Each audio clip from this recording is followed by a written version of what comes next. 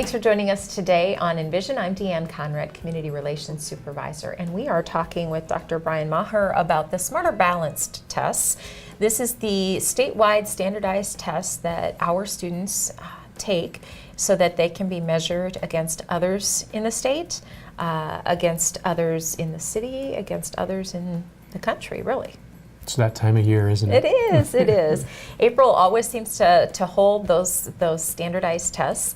Obviously, we're doing a bunch of instruction leading up to that April point and finding out where kids are at in their education. Why are these tests important? Why do we do them? There are a lot of people, I think, that would like to answer that question.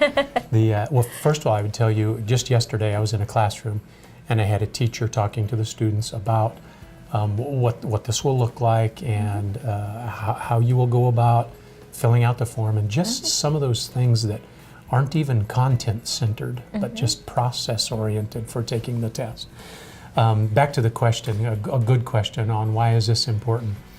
It is important, and I don't want to diminish the significance of the assessment, but I'm going to say I don't want our kids, I don't want our parents, I don't want our teachers stressing out over Smarter Balance.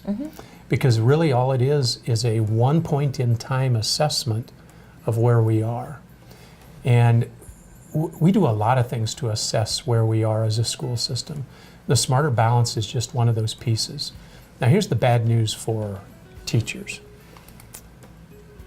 That one test date gets put out, and some folks think they're doing really well or not doing really well based on that one assessment.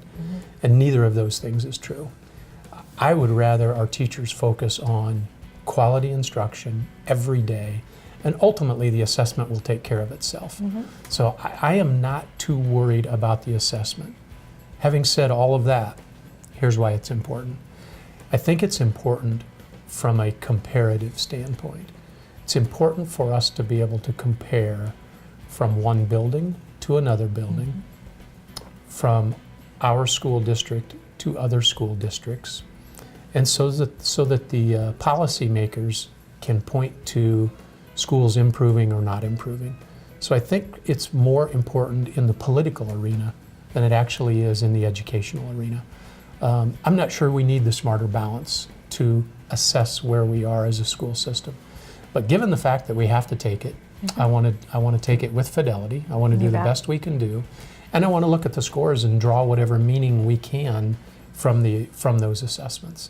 But it will not cause me to lose any sleep. And hopefully it doesn't cause our students to lose sleep and their parents as well. Right. I know it always is, it's something different, and different always leads to stress and concern. How do I do this? What do I do if I don't know how to do that?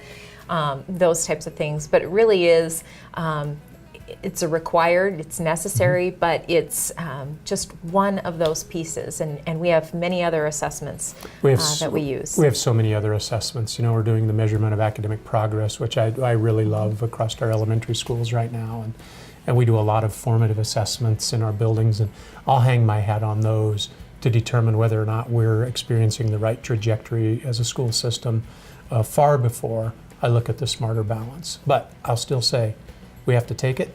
Our policymakers need us to take it. So we want to take it with fidelity and do the best we can, and we'll compare year over year what our scores are doing. Right. Do your very best. That's what we ask of our students every day. We thank you for joining us here today on Envision.